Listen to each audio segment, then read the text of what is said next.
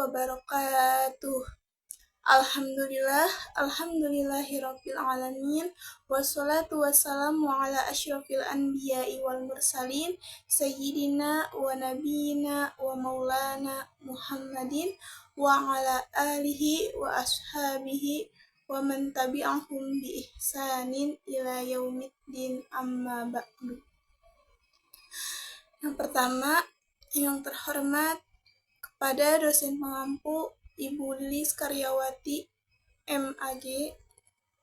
Baik, di kesempatan ini saya ingin menyampaikan sedikit ilmu yang saya dapat yang berjudul Sejarah Pertumbuhan Ulumul Quran dan Penulisan Kitab-kitabnya. Ulumul Quran pada masa Nabi dan sahabat Nabi Muhammad SAW dan para sahabatnya sangat mengetahui makna-makna Al-Quran dan ilmu-ilmunya, sebagaimana pengetahuan para ulama sesudahnya. Bahkan makna dan ilmu-ilmu tersebut pada masa Rasulullah dan para sahabat itu belum tersusun atau belum dibukukan atau belum disusun dalam satu kitab. Allah Subhanahu wa Ta'ala berfirman di dalam Al-Quran surat Al-Qiyamah ayat 16-19. A'udzu billahi minasyaitonir rajim.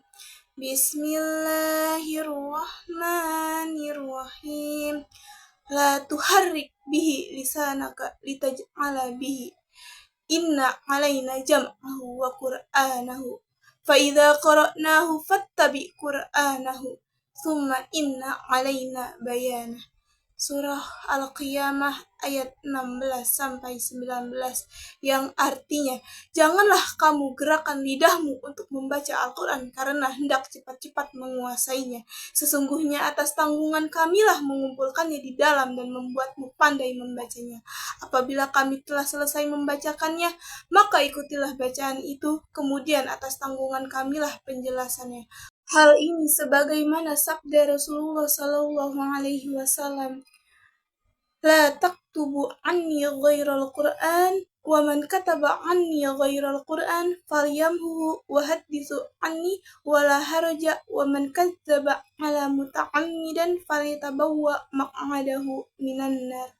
Rawahu Muslim an Abi Sa'id Al-Khudri, yang artinya, janganlah kalian tulis daripadaku selain Al-Quran. Barang siapa menulis dariku yang selain Al-Quran, maka hendaklah dihapus, dan ceritakan daripadaku, maka tidak ada larangan. Dan barang siapa yang berdusta atas saya dengan sengaja, maka bersiap-siaplah tempatnya di neraka. Hadis riwayat Muslim dari Abu Sa'id Al-Khudri. Larangan tersebut dikeluarkan di samping karena dikhawatirkan terjadinya jumbuhan antara Al-Quran dengan yang lainnya, juga dikhawatirkan tercampurnya Al-Quran dengan yang bukan Al-Quran selama Al-Quran itu masih turun. Ringkasnya, para sahabat dahulu tidak atau belum membutuhkan pembukuan ulumul Quran. Itu adalah karena hal-hal sebagai berikut. Yang pertama, mereka terdiri dari orang-orang Arab murni yang mempunyai beberapa keistimewaan, antara lain mempunyai daya hafalan yang kuat, mempunyai otak yang cerdas, mempunyai daya tangkap yang sangat tajam, mempunyai kemampuan bahasa yang luas terhadap segala macam bentuk ungkapan baik prosa, puisi maupun sajak. Yang kedua, kebanyakan mereka terdiri dari orang-orang yang ummi, yaitu tidak pandai membaca dan menulis, tetapi cerdas. Yang ketiga, ketika mereka mengalami kesulitan, langsung bertanya kepada Rasulullah SAW. Yang keempat, waktu dulu belum ada alat-alat tulis yang memadai. Selanjutnya, adanya larangan Rasulullah SAW menulis segala sesuatu selain ayat Al-Quran. Kondisi ulumul Quran pada periode pertama, yaitu pada masa Nabi dan Khalifah Abu Bakar dan Umar bin Khattab. Meski pada periode pertama telah berlalu, para sahabat masih tetap menyampaikan Islam dan ajaran-ajarannya, menyebarkan Al-Quran dan ilmu-ilmunya, serta mengembangkan hadis. Semua itu dilakukan dengan cara pengajaran lisan bukan dengan tulisan atau pembukuan. Selanjutnya, perintis dasar ulumul Quran dan pembukuannya. Perintis dasar ulumul Quran setelah periode pertama berlalu, datanglah masa pemerintahan Khalifah Utsman bin Affan, negara Islam pun telah berkembang luas. Orang-orang Arab murni tersebut telah bercampur baur dengan orang-orang asing yang tidak kenal bahasa Arab. Khalifah Utsman bin Affan memerintahkan kaum muslimin agar seluruh ayat-ayat Al-Quran yang telah dikumpulkan pada masa Khalifah Abu Bakar itu dikumpulkan lagi dalam satu mushaf, kemudian dikenal dengan nama Mushaf Utsman. Khalifah Ali bin Abi Thalib telah meletakkan dasar pertama terhadap ilmu yang sekarang terkenal dengan nama ilmu Nahwu atau ilmu Iqrabil Quran. Selanjutnya tokoh-tokoh penyebar ulumul Quran dengan riwayat ialah yang pertama ada yang ialah Khalifah 4, dilanjutkan oleh Abbas, Ibnu Mas'ud, Zaid Ibnu Sabit, Abu Musa al-Asy'ari, dan Abdullah bin Jubair. Mereka ini adalah dari kalangan sahabat. Tokoh-tokoh ulumul Quran dari tabi'in yang menyebarkan secara riwayat ialah yang pertama Mujahid, Atha bin Abu Rabah, Ikrimah, Qatadah bin Di'amah, Al-Hasan al-Basri, Sa'id bin Jubair, dan yang terakhir Zaid bin Aslam. Orang yang mengambil riwayat dari Sa'id ini ialah Abdurrahman, putra beliau sendiri, dan Malik bin Anas dari tabi'in. Mereka dianggap sebagai peletak dasar ilmu-ilmu yang diberi nama ilmu tafsir, ilmu asbabun nuzul, ilmu nas wal mansukh, ilmu ghoribil Quran, dan lain-lain dari berbagai macam cabang ulumul Quran. Pembukuan cabang-cabang ulumul Quran yang lain. Cabang-cabang ulumul Quran yang lain menyusul dibukukan oleh beberapa orang. Orang yang pertama kali mengarang ialah Ali Ibnul Madini pada tahun 234 Hijrah. Gurunya Imam Al-Bukhari. Beliau mengarang ilmu asbabin nuzul. Abu Ubaid Al-Qasim bin Salam pada tahun 224 Hijrah mengarang ilmu nasih wal mansukh, kemudian diikuti oleh Muhammad Ayyub Ad-Diris pada tahun 294 Hijrah. Beliau menulis ilmu Maki wal Madani, dan Muhammad bin Khalaf Al-Marjuban pada tahun 309 Hijrah yang menulis Al-Hawi fi Ulumil Quran yang terdiri dari 27 juz. Keempat ulama tersebut termasuk ulama abad ketiga Hijrah.